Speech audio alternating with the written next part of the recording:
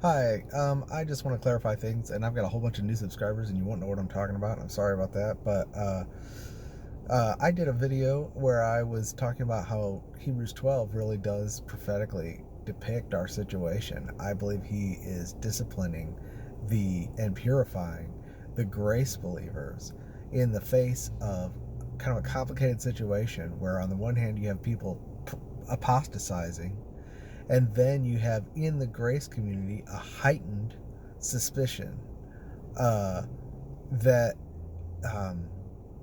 is opening I'd say it's being taken advantage of by, I don't know if they're false believers. They claim to have the grace gospel, but they say things that give you little red flags that go, I'm not sure that person really believes in grace, because I'm not sure they would have said that. Okay.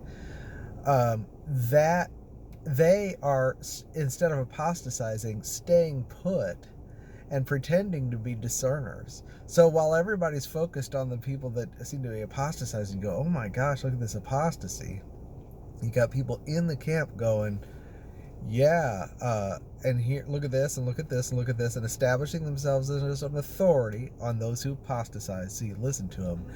And then they're using that as an excuse, or they're using that as ground, then, now that they've established themselves as authority, to start launching attacks on the believers. And really, they're motivated by a root of bitterness, and then in turn they're defiling everyone. Everyone who's getting involved with it is getting defiled. Now, I should have been real specific about who I'm talking about in this situation. Unfortunately, I don't like doing that, but I want to make sure that it's clear who I'm not talking about. So sometimes you got to say the names so that people don't think you're talking about them. I was talking about, number one, the Rapture 17, the July 17th date setters are apostate in terms of their view of the gospel. And what I mean is that they have departed from even pretending to have what I would call the faith.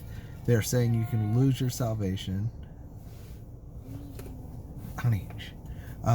They're saying you can lose your salvation and all kinds of stuff, and they're issuing threats about anybody who comes against them is going to come up against God themselves. And they're even going so far as to now saying, well, maybe Satan gave us a date just so that you would come against us and expose you for being evil, for coming against us. It's crazy.